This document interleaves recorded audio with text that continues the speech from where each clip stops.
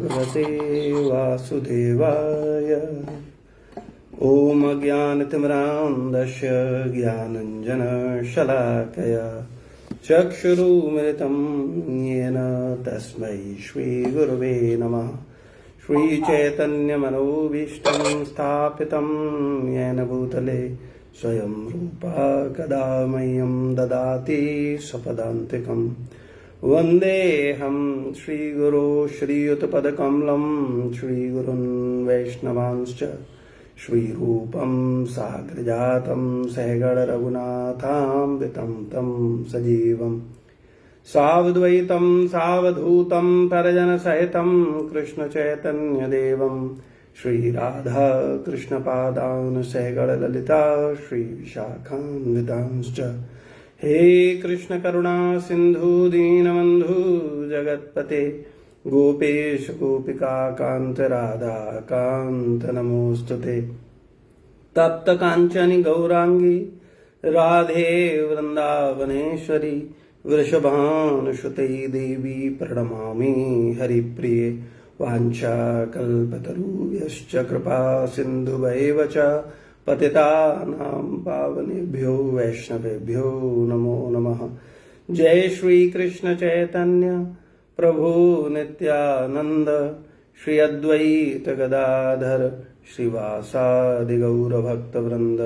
हरे कृष्णा कृष्णा कृष्णा हरे हरे, हरे राम राम राम हरे हरे। नमो विष्णुपादाय कृष्ण पृष्ठाय भूतले श्रीमते भक्तिवेदांत स्वामी नित्य नामने। नामस्ते सारस्वत देवे गौरवाणी प्रचारणे निर्विशेष शून्यवादी पाश्चात्य देशतारिणे। हरे कृष्णा। तो आज हम लोग महत्वपूर्ण टॉपिक ले रहे हैं। नर सेवा नारायण सेवा है या नारायण सेवा नर सेवा है। आप लोगों ने सुना है ये नर सेवा नारायण सेवा? सुना आप में से किसी ने?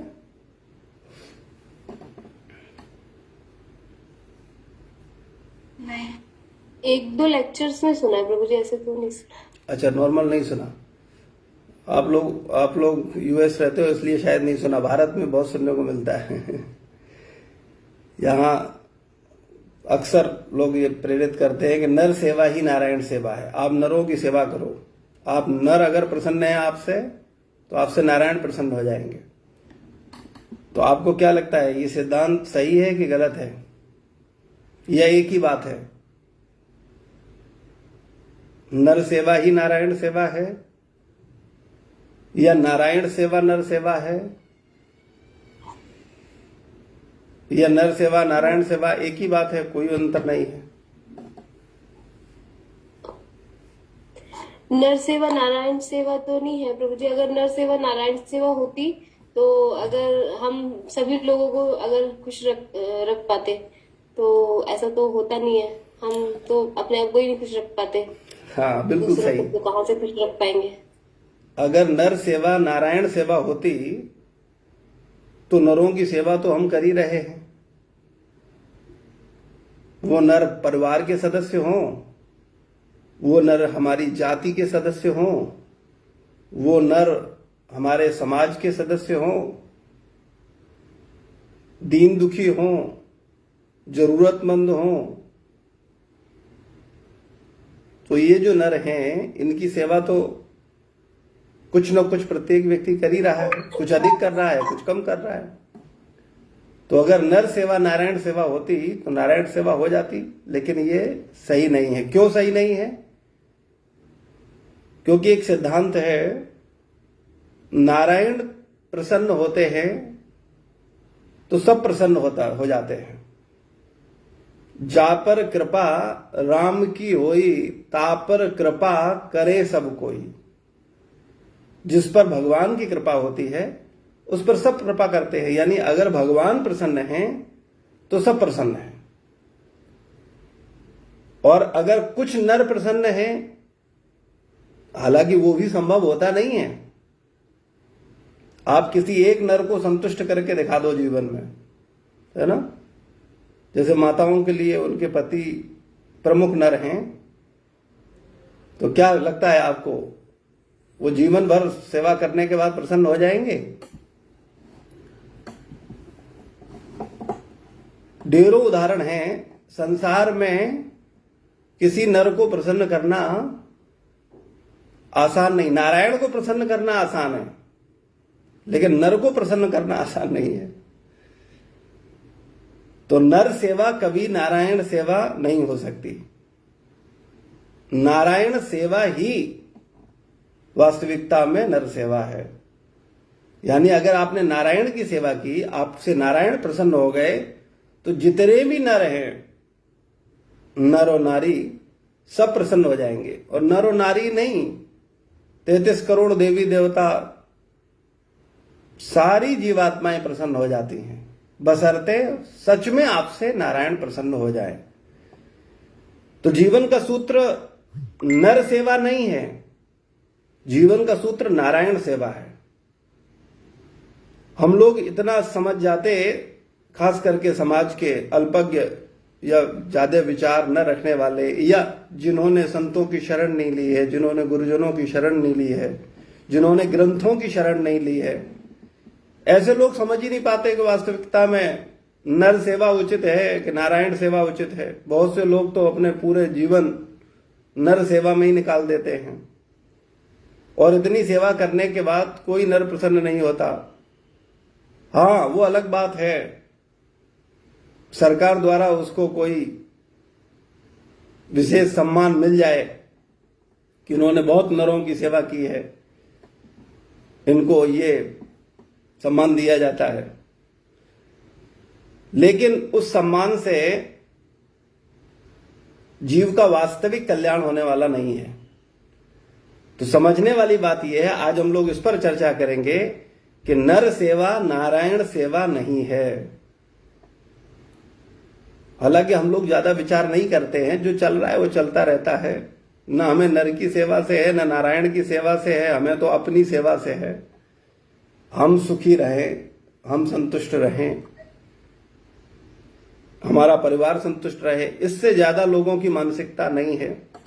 क्योंकि हम अनंत जन्मों में 84 लाख योनियों में रहे हैं, और प्रत्येक जन्म में हमने अपने शरीर का सुख और अपने शरीर से जुड़े हुए शरीरों के सुख की ही चिंता की है। और ये इतना गहरा संस्कार बन गया है मेरा कि हम लोग यही कर रहे हैं वर्तमान समय में भी। लेकिन जीवन का उद्देश्य, खास करके मनुष्य जीवन का उद्देश्य, ये जानना है कि सेवा का उचित पात्र कौन है, सेवा किसकी करनी चाहिए, किसकी सेवा करने से सबको प्रसन्नता होगी और स्वयं को भी प्रसन्नता होगी। मैं एक बात आपको लिख करके दे सकता हूं, नारायण की सेवा करने वाला ही शांत और आनंदित होता है। नर सेवा करने वाला एक व्यक्ति ले आओ जो वास्तव में संतुष्ट हो और आनंदित हो, ये संभव नहीं है। तो ये जो सिद्धांत है, ये कई बार फिल्मी डायलॉग होता है, और फिल्मों से हम लोग बहुत कुछ सीखते हैं। वर्तमान समय तो लोगों के जीवन की प्रेरणा स्रोत धार्मिक ग्रंथ नहीं है, भगवत गीता, भागवत, रामायण, ये लोगों के जीवन को बदलने वाले नहीं हैं। वर्तमान समय में फिल्मों से लोग आकर्षित होते हैं, और जिस समाज में फिल्में मार्गदर्शक बन जाएं, उस समाज की दुर्गति होना तो निश्चित है। और आज हम लोग फिल्मों से ही प्रेरणा ले रहे हैं। हमारा यूथ विशेष रूप से वो जानते ही नहीं है गीता क्या है, भागवत क्या है। तो हमारे प्रेरणा स्रोत होने चाहिए हमारे ग्रंथ, हमारे संत, ना कि ये फिल्में। लेकिन फिल्मों का बड़ा प्रभाव है, इससे हम लोग बच नहीं सकते, इस सत्य से मुंह नहीं मोड़ सकते।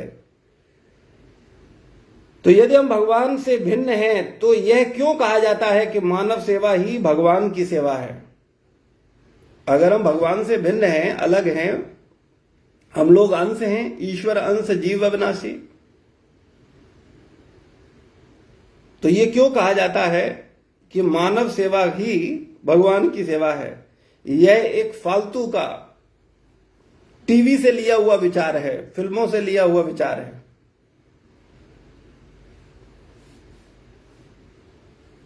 इसके विरुद्ध तर्क में हम लोग चर्चा कर सकते हैं कि वास्तविकता में नारायण सेवा ही नर सेवा है। नारायण की सेवा करना ही नर सेवा है, ना कि नर की सेवा करने से नारायण सेवा हो जाएगा। श्रील प्रभुपाद जी हम लोगों को समझाए श्रीमद् भागवत से कि अगर पीपल की जड़ को सींचा जाए तो पीपल के प्रत्येक पत्ते तक पोषण पहुंच जाता है। इसी प्रकार से हम सब मानव ही नहीं, प्रत्येक जीव मात्र के मूल भगवान नारायण हैं, भगवान श्री कृष्ण हैं। तो अगर हम उस मूल को सींचेंगे, उस जड़ को सींचेंगे, तो जो गली मोहल्ले के 10, 20, 50 नर को आप प्रसन्न करने की कोशिश कर रहे हो, किसी में थोड़ी ज्यादा सामर्थ्य है तो 500-600 नरों को प्रसन्न कर रहा है, और ज्यादा सामर्थ्य है तो 5-10 हजार को संतुष्ट करने की कोशिश कर रहा है, भोजन खिला करके, वस्त्र पहना करके, अनाथालय में अन्य अन्य तरीके, विभिन्न विभिन्न प्रकार से।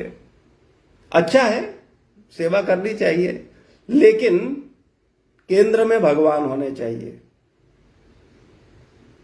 नारायण सेवा ही केंद्र बिंदु होना चाहिए, ना कि नर सेवा। लेकिन भ्रमित जीवात्मा सत्य को स्वीकार करने में सामर्थ्यवान नहीं है, इसलिए वो अपने भ्रम के आधार पर ही जीवन जीता है।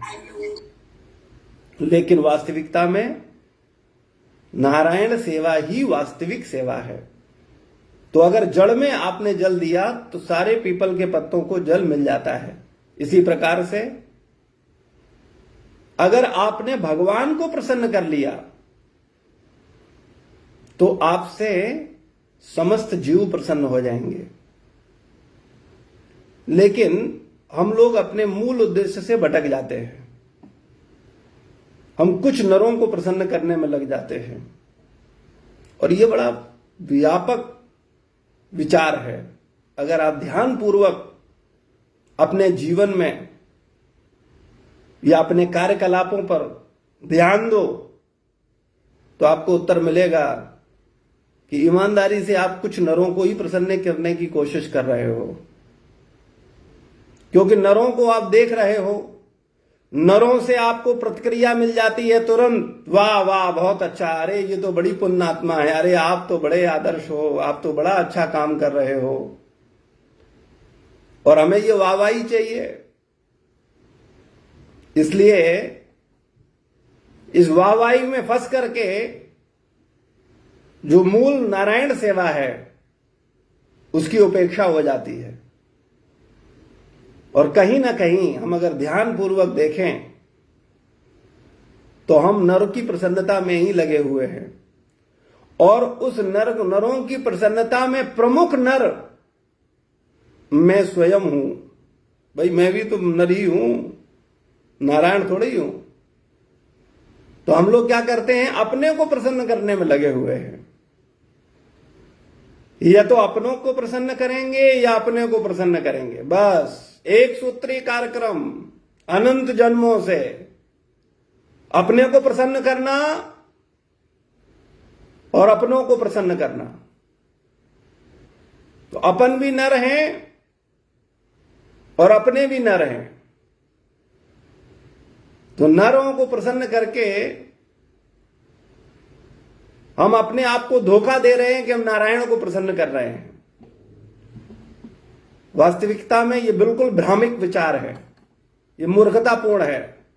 और वर्तमान समय में समाज आध्यात्मिक चेतना से बिल्कुल विमुख हो गया, उसे कुछ पता नहीं है, कुछ भी बोलो, कुछ भी बोलता है, इतना विचार करने का टाइम नहीं है उसके पास कि क्या सही है क्या गलत है। लेकिन वास्तविकता में सत्य नर सेवा नारायण सेवा नहीं है, नारायण सेवा ही नर सेवा है। विचार करिएगा, लेकिन अपनी बुद्धि से नहीं, आचार्यों की बुद्धि से, ग्रंथों के विचारों से। यदि भगवान प्रसन्न है तो नर अपने आप प्रसन्न हो जाएगा, क्योंकि आत्मा परमात्मा का अंश है। पर यदि भगवान प्रसन्न नहीं तो किसी को प्रसन्न करने का फायदा ही क्या है, क्योंकि जो सारे विश्व की सेवा करता है और अपने माता पिता की सेवा छोड़ देता है तो उसकी निंदा होती है कि नहीं होती है। कई बार हम देखते हैं बहुत सारे धूर्त अपने माता पिता की तो उपेक्षा करते हैं और समाज में कंबल बांटते हैं, भूखों को खाना खिलाते हैं, अनाथालय में जाके कुछ दान दे के फोटो खिंचवाते हैं और समाज को दिखाने की कोशिश करते हैं कि हम बड़े दानी हैं, बड़ी नर सेवा कर रहे हैं। लेकिन ऐसे धूर्त, ऐसे कपटी लोग जो माता पिता की उपेक्षा करके पूरे संसार की सेवा करने की कोशिश कर रहे हैं, ऐसे लोगों को वास्तविकता में निंदा ही हाथ लगती है, इनका कल्याण नहीं होता। ये धूर्त लोग हैं, ये लोगों से प्रशंसा चाहते हैं, पीठ थपथपाना चाहते हैं। इसीलिए ये माता पिता जो इनके जनक हैं, जिन्होंने उनको जन्म दिया है, जिनकी सेवा करना उनका मूल धर्म है, उनकी उपेक्षा करके, उनकी निंदा करके और समाज को प्रसन्न करने निकल पड़ते हैं।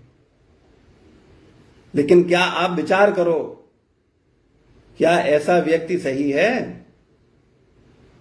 कई बार हम में कम विवेक होने के कारण हम समझ नहीं पाते कि क्या सही और क्या गलत। एक विचार है, मैं आपसे शेयर करता हूं, आप सब लोग विचार करके बताओ। एक व्यक्ति भगवान का नाम नहीं लेता, भगवान का भजन नहीं करता, भगवान को जानने के लिए गीता का स्वाध्याय नहीं करता, संत महात्माओं की सेवा नहीं करता, उनकी शरण नहीं लिए है और समाज की बड़ी सेवा करता है, लोगों को दान देता है, कंबल देता है, अस्पताल खुलवाता है, बिना फीस के लोगों का इलाज कर रहा है, प्याऊ लगवा रहा है, वृद्धाश्रम खोल रहा है, कोई जरूरतमंद पहुंचता है उसको तुरंत मदद करता है। क्या विचार है? वो श्रेष्ठ व्यक्ति है? तो जो वर्तमान में बुद्धि है हमारे पास, जिस आधार पर हम सोचते और निर्णय लेते हैं, उसके आधार पर अगर देखेंगे तो लगेगा कि हाँ, अरे कितना, यही तो अच्छा कर्म है, कितना अच्छा कर्म कर रहा है वो, राम राम राम राम जपने से क्या होगा। ये वास्तविक भक्त है, ये वास्तविक में अच्छा इंसान है जो समाज की सेवा कर रहा है। और ये एक आलसी व्यक्ति जो एक तरफ बैठा हुआ बस केवल राम राम कर रहा है, भगवान को जानने और समझने की कोशिश कर रहा है और भगवान के आधार पर समाज की सेवा कर रहा है। तो हम जैसे बद्धजीवों को ऐसे व्यक्ति ठीक नहीं लगते। हमको लगता है नहीं, अच्छे इंसान, भले इंसान, आदर्श इंसान तो ये हैं। लेकिन आप विचार करो और विचार करके बताओ कि जिसने अपने माता पिता की उपेक्षा कर दी है और पूरे संसार को दान दे रहा है, सेवा कर रहा है, इसका मतलब वो नालायक है। इसी प्रकार से हम सब लोगों ने भगवान की उपेक्षा की है। वो हमारे परम पिता हैं, परम माता हैं। वो परम पिता परम माता की उपेक्षा करके हम संसार में लोगों की मदद कर रहे हैं, यानी नारायण को छोड़कर, नारायण की उपेक्षा करके केवल नरों की सेवा में लगे हैं। ऐसे लोग वास्तविकता में आध्यात्मिक दृष्टि से अंधे हैं। उन्हें पता ही नहीं है वास्तव में करना क्या चाहिए और कर क्या रहे हैं। तो हम सबको इस पर विचार करना चाहिए। भगवान को संतुष्ट करना ही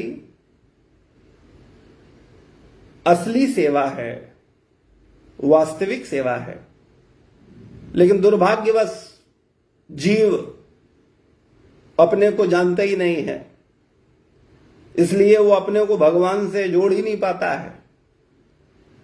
वो अपने को शरीर मानता है तो शरीर से जुड़े हुए माता पिता से अपने को जोड़ता है,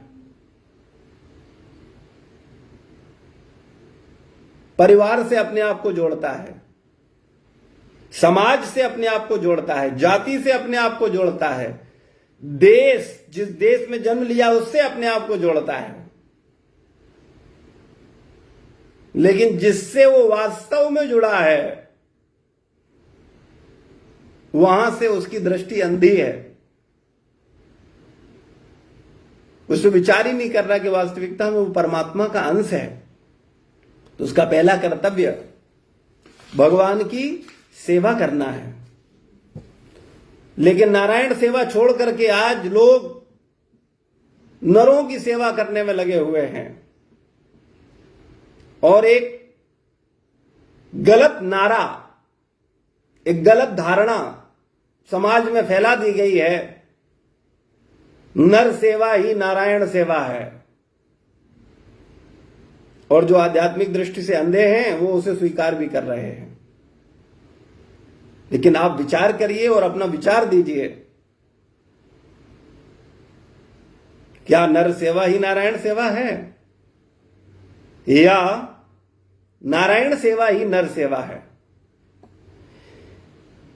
यदि भगवान प्रसन्न हो तो पृथ्वी खूब फसल देगी, आकाश भरपूर वर्षा करेगा,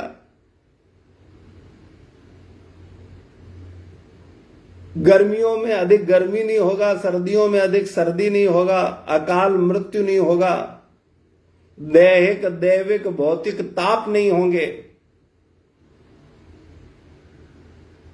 दैहिक दैविक भौतिक तापा राम राज नहीं काहुई व्यापा।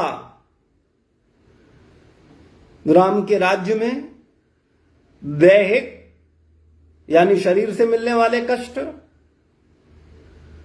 मन से मिलने वाले कष्ट, भौतिक अन्य जीवों से मिलने वाले कष्ट, पड़ोसी, परिवार, पशु पक्षी, मच्छर भौतिक कष्ट की श्रेणी में आते हैं। दैवी आपदा, भूकंप, अधिक वर्षा, बाढ़, सुनामी। भगवान राम के राज्य में नहीं किसी को स्पर्श कर पाते थे। दैहिक दैविक भौतिक तापा राम राज नहीं काहुई व्यापा। किसी व्यक्ति को कष्ट नहीं देते थे, किसी को व्याप्त नहीं थे। वर्तमान समय में हम राम राज्य का दावा कर रहे हैं और राम का ही नाम नहीं ले रहे हैं, और ले भी रहे हैं तो किस भावना से ले रहे हैं, इस पर हमें विचार करना चाहिए। राम राज्य लाने के लिए राम के निर्देशों को मानना पड़ेगा, राम को सेवा का प्रमुख केंद्र मानना पड़ेगा, अपने जीवन में केंद्र बिंदु में राम को लाना होगा, तब राम राज्य निश्चित रूप से आ सकता है। और पूरी दुनिया के लिए आए ना आए, अगर तुमने राम को अपने आप को समर्पित कर दिया, तुम शरणागत हो गए राम और राम के सेवकों के, तो तुम्हारे जीवन में 100% राम राज्य आ जाएगा। ये बड़ा गहरा सिद्धांत है जिसको हम लोग नहीं समझ पाते हैं। तो हम लोगों को विचार करना चाहिए कि वर्तमान समय में इतनी नर सेवा हो रही है, फिर ये इतनी बीमारियां क्यों आ रही हैं? इतने अस्पताल खुल गए, पहले की अपेक्षा में अस्पताल अभी बहुत खुल गए हैं और बीमारियां भी पहले की अपेक्षा कई गुना बढ़ गई हैं और नई नई खतरनाक बीमारियां प्रकट हो रही हैं। लाखों लोग मारे जा रहे हैं और इतनी प्रगति और समाज सेवी संस्थाएं होने के बावजूद हर कोई परेशानी और तनाव से घिरा है। जरा सोचिए, नर सेवा नारायण सेवा ठीक है या नारायण सेवा नर सेवा? नारायण सेवा से अपने आप नर सेवा हो जाती है। जड़ में जल देने पर पीपल के हर पत्ते को जल अपने आप मिल जाता है। ये नर सेवा नारायण सेवा विचारी ठीक नहीं है, लेकिन मूर्खों को समझ नहीं आएगा। नारायण सेवा ही नर सेवा है। अगर नारायण प्रसन्न है तो सारे नर प्रसन्न हो जाएंगे। तो मेरा निवेदन है, कृपया नरों के पीछे मत भागिए। कोई नर संतुष्ट नहीं होगा। और बताओ मुझे कमेंट बॉक्स में लिख करके कि एक नर को संतुष्ट कर पाए। नेता भी नर हैं, सामाजिक जीवन में जीने वाले प्रतिष्ठित लोग भी नर हैं और परिवार में भी नर हैं, समाज में भी नर हैं, जाति में भी नर हैं, हम स्वयं भी नर हैं। और इतने नरों की सेवा जब से पैदा हुए हो तब से अभी तक खूब हृदय से कर रहे हैं। एक भी नर संतुष्ट हुआ?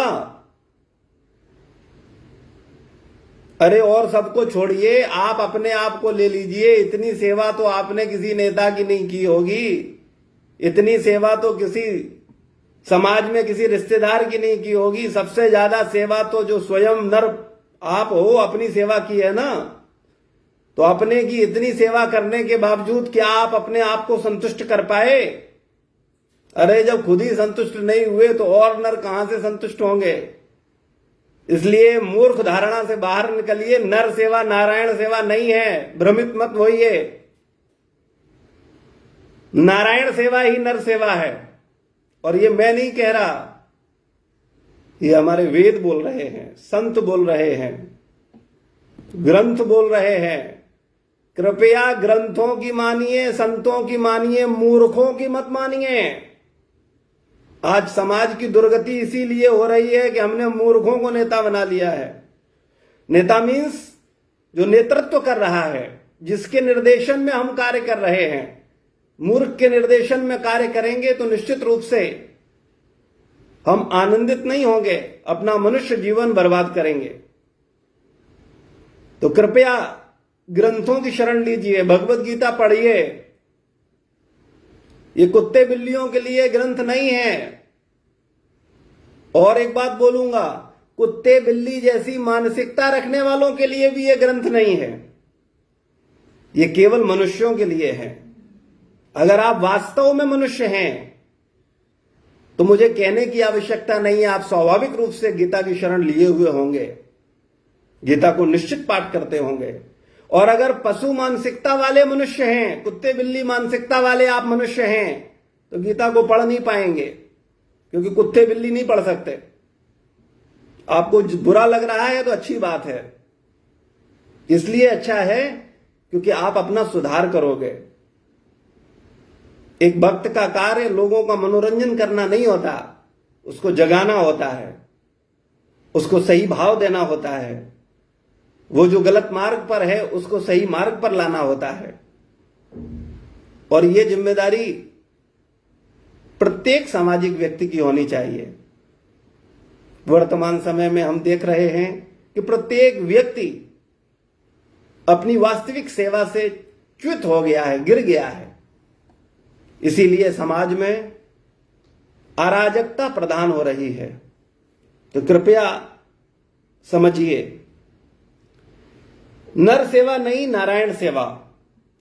लोग नारा देते नहीं थकते, नर सेवा नारायण सेवा, मानव सेवा माधव सेवा, और बेचारे जानवरों को मारकर उसका मांस खाते हैं।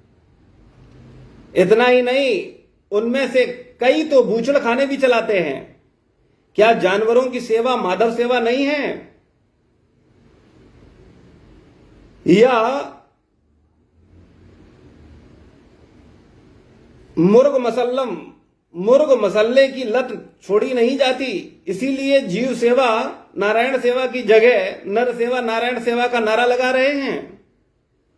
क्या जीव सेवा नारायण सेवा नहीं है? केवल नर सेवा ही नारायण सेवा है। जीवों को तो काट रहे हैं, मार रहे हैं, खा रहे हैं, और एक विचार दे दिया, बोले नर सेवा नारायण सेवा है। और जीवों की सेवा क्या नारायण सेवा नहीं है? कितने निर्दयी होते हैं ऐसे नर सेवा करने वाले लोग। निर्दयी ही नहीं, कपटी, धूर्त, अथाह धन इकट्ठा करते हैं, झूठे एनजीओ को प्रोत्साहन करके अपनी जेबें भरते हैं, और मंत्रियों तथा कॉरपोरेट्स का वोट बैंक बढ़ाते हैं। यह होता है जब भगवान की सेवा को मानव सेवा बना दिया जाता है। तब भगवान की सेवा को छोड़कर, भगवान की सेवा को गौड़ बनाकर यही होगा।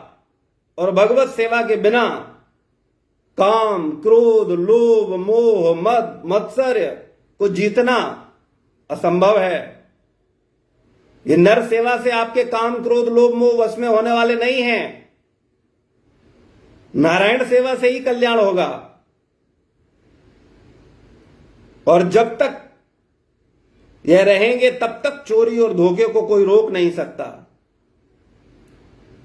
ऐसे मनोकल्पित विचार केवल सुनने में अच्छे लगते हैं और शांति की झूठी तसल्ली भर देते हैं। नर सेवा से नारायण सेवा नहीं होती। नारायण सेवा के नाम पर केवल नर सेवा करने वाले असुर हैं, राक्षस हैं, और आसुरी भावनाओं से भरे अपना और विश्व का अकल्याण करते हैं।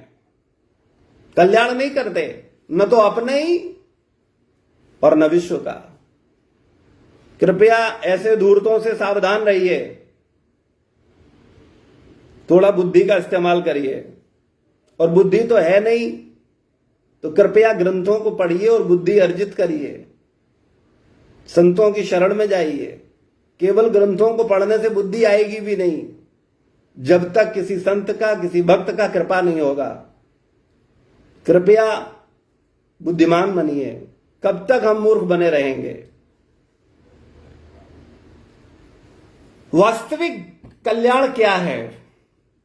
आत्मज्ञान और भगवान की कृपा। बिना नारायण सेवा के लोगों को नर सेवा भी करनी नहीं आएगी। वास्तविकता में अगर हम नारायण सेवा नहीं करेंगे तो नर सेवा कर ही नहीं सकते। सही भाव में, उचित दृष्टिकोण से, निस्वार्थ भाव से होगी ही नहीं। इसलिए नर सेवा इंपॉर्टेंट नहीं है, नारायण सेवा पहले इंपॉर्टेंट है। फिर नारायण को केंद्र में रख करके केवल नर की सेवा नहीं करनी है, जीव मात्र की सेवा करनी है। सबको प्रसन्न करना है, लेकिन कब? केंद्र में भगवान को रख के भगवान जो कह रहे हैं वो करना है। जीवन का एक सूत्र दे रहा हूं, अगर बुद्धि है तो स्वीकार कर लो, और नहीं तो आपको जो अच्छा लग रहा है वो मानते रहो। जिस व्यक्ति के जीवन में भगवान प्रमुख हैं, ग्रंथ प्रमुख हैं, संत प्रमुख हैं, गुरु प्रमुख हैं, माता पिता प्रमुख हैं, वो निश्चित रूप से इसी जीवन में वैकुंठ का आनंद लेते हुए भगवत धाम जाएगा, बशर्ते हम इनमें से किसी की अवहेलना ना करें, उपेक्षा ना करें। और ये सब भगवान और भगवान के प्रतिनिधि हैं, ये भगवान से अभिन्न हैं, ये सब नारायण से अभिन्न हैं। तो जिन्होंने वास्तविकता में निष्कपट रूप से गुरु की सेवा कर रहा है, गुरु की शरण ले रखी है, उसका मार्गदर्शन होना निश्चित है, क्योंकि ग्रंथों को हम स्वयं नहीं समझ सकते।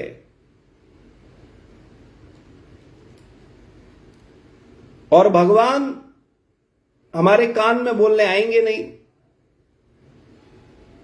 तो एक मार्ग बचता है, भागवत मार्ग। और भागवत का मतलब है भक्त भागवत। तो जब तक भक्त भागवत की आप शरण में नहीं हो, आपके जीवन में कोई भक्त भागवत नहीं है, तो निश्चित रूप से आप भ्रमित हैं और भ्रमित रहेंगे और अनंत जन्मों तक, तब तक जब तक कि आपके जीवन में कोई भागवत नहीं आता और आप उस भागवत को स्वीकार नहीं करते, वास्तविकता में उसकी शरण नहीं लेते।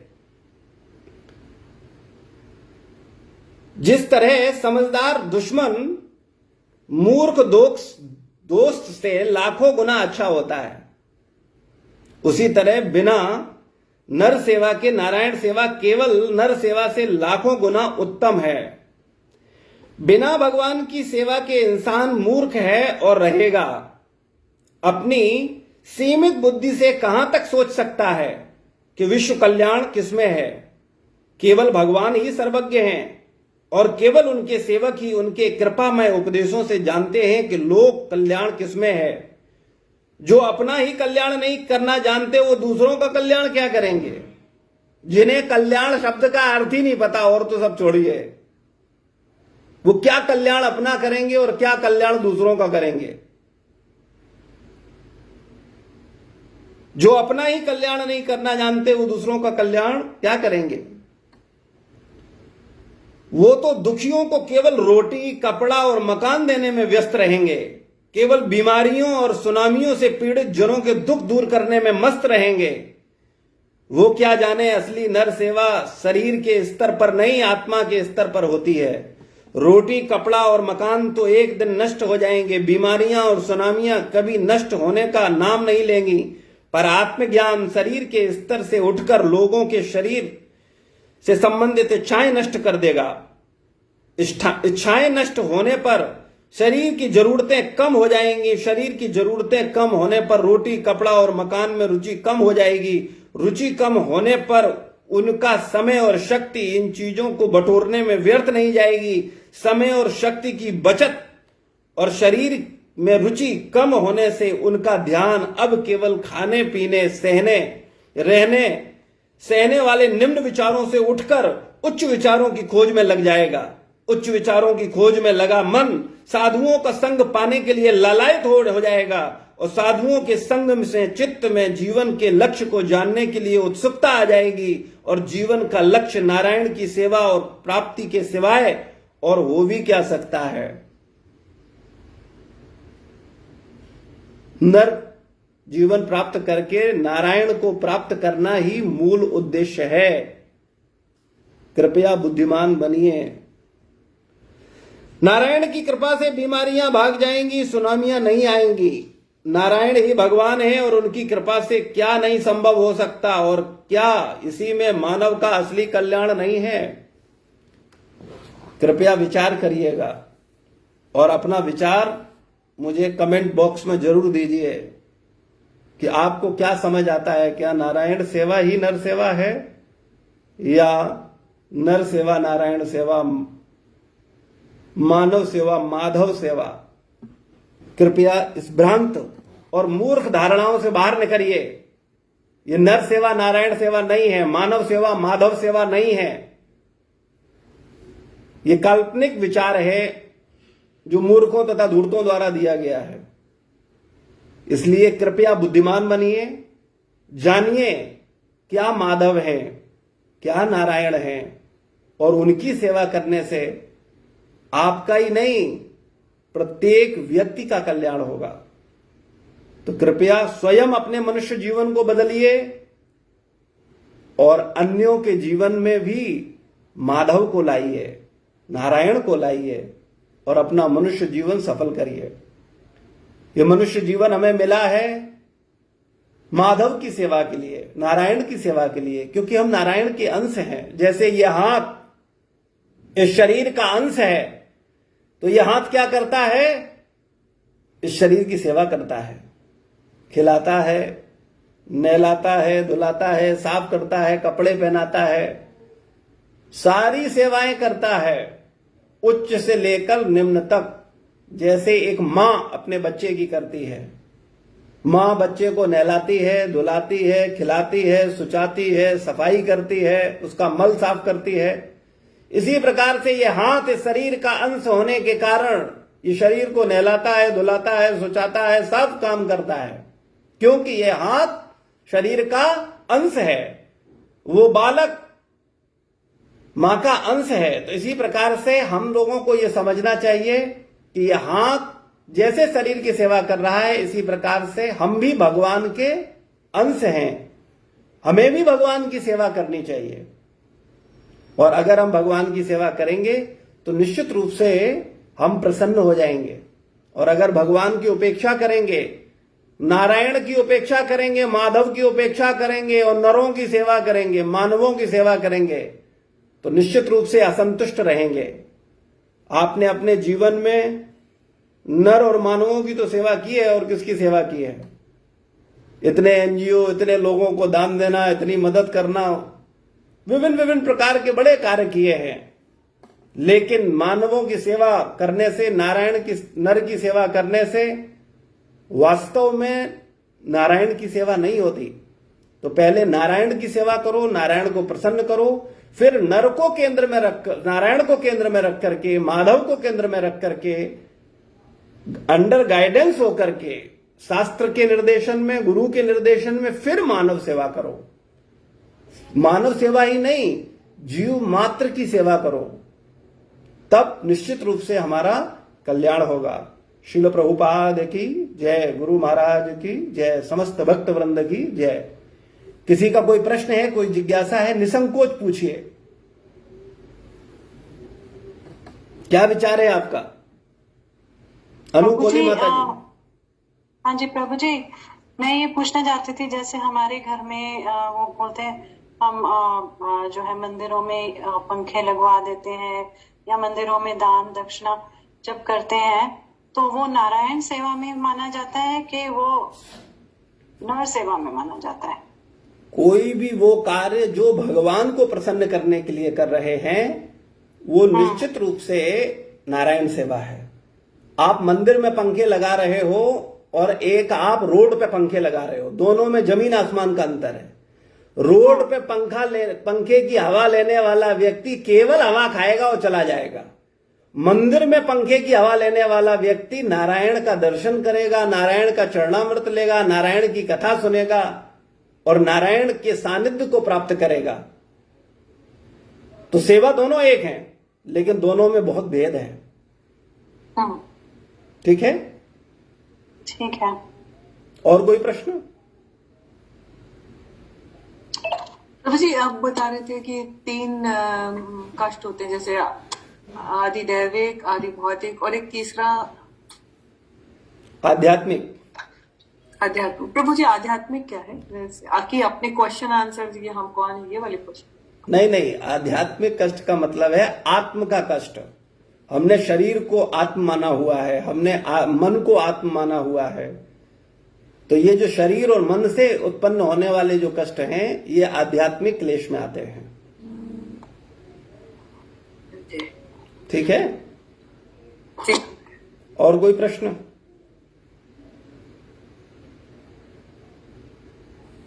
हरे कृष्ण प्रभु जी।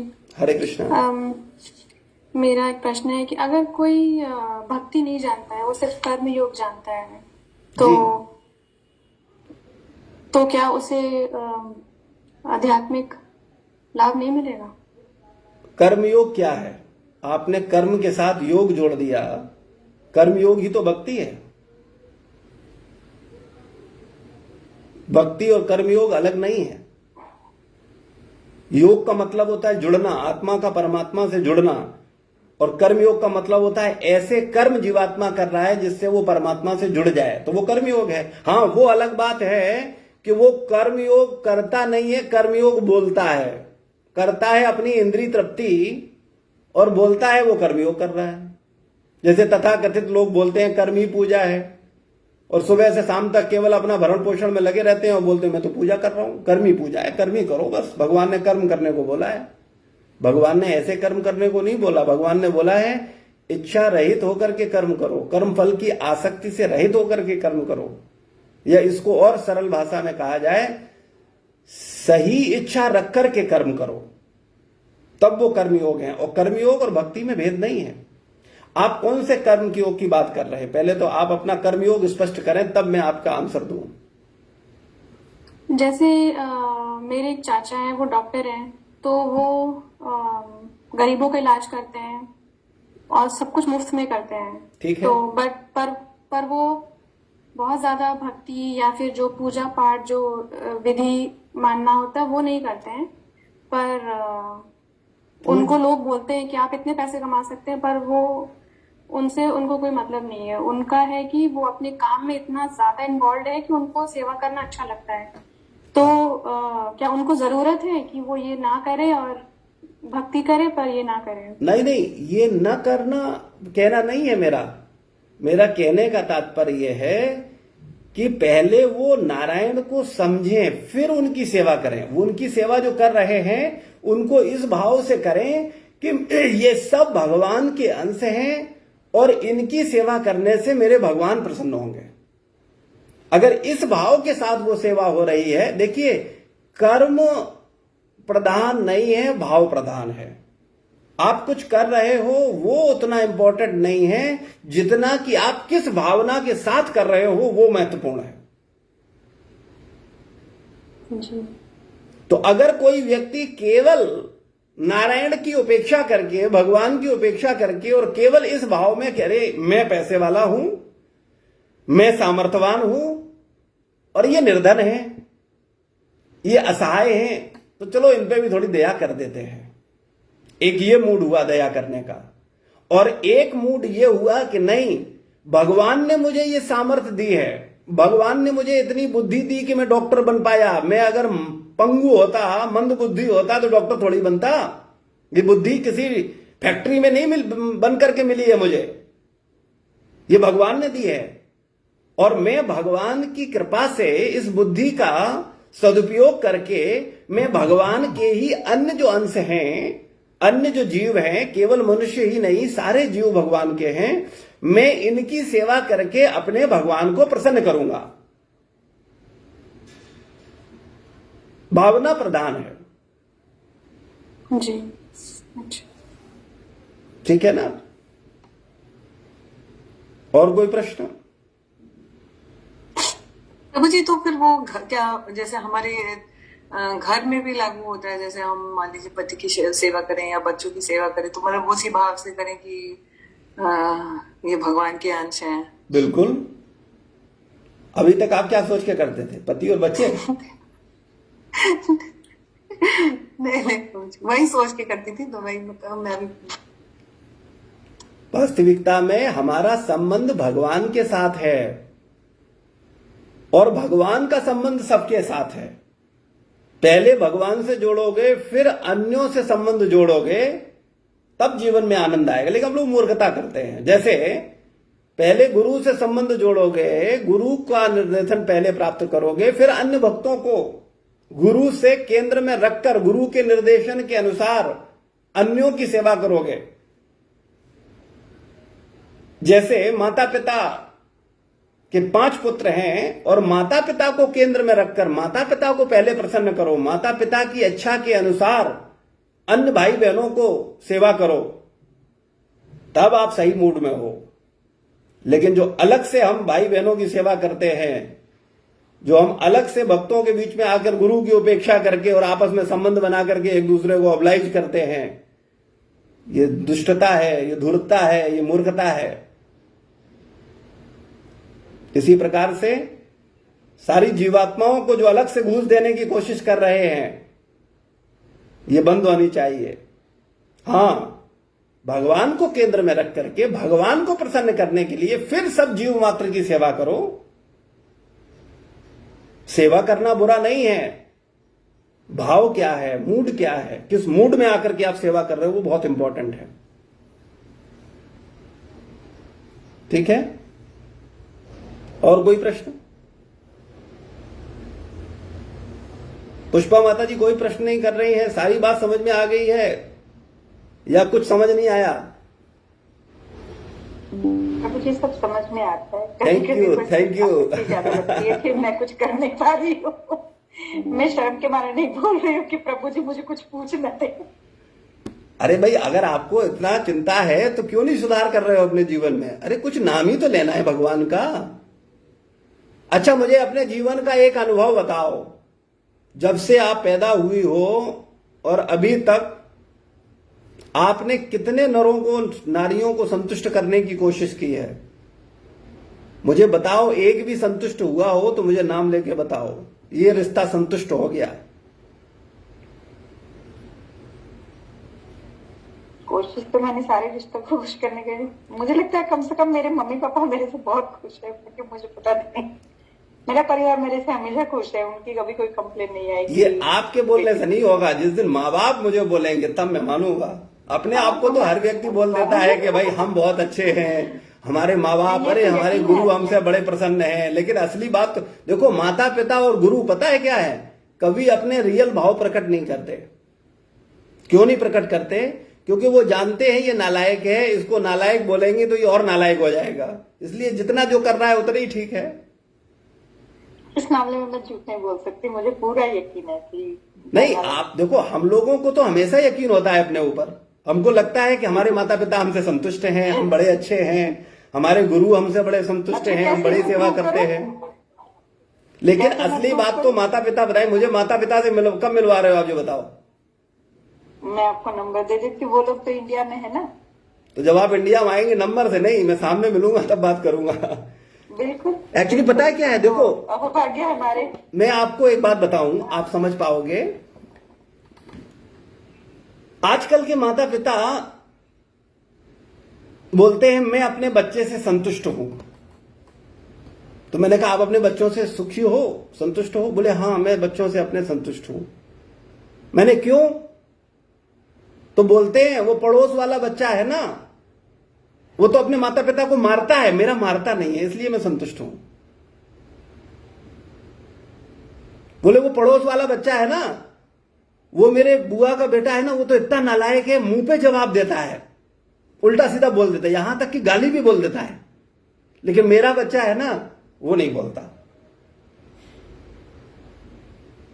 क्या बताओ आप, ये एक सही पुत्र की परिभाषा है? भैया बहुत गहराइयां हैं। एक बात ध्यान रखना, हम अपने आप को उतना नहीं जानते जितना कि गुरु हमें जानते हैं, संत हमें जानते हैं, ग्रंथ हमें जानते हैं, भगवान हमें जानते हैं। और हमारी प्रॉब्लम ही यह है कि हम अपने आप को ही जानने की कोशिश नहीं कर रहे हैं।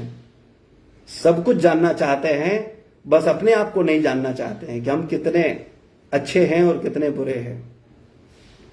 कृपया अपने आप को पहचानने में समय लगाइए, कुछ समय अपने आप को दीजिए, लेकिन स्वतंत्र होकर के नहीं, गुरु के निर्देशन में अपने आप को पहचानने की कोशिश करिए। स्वयं अपने को पहचानोगे तो अनंत जन्मों में भी नहीं पहचान पाओगे। ठीक है, आप सभी लोगों का बहुत बहुत धन्यवाद अपना अमूल्य समय देने के लिए।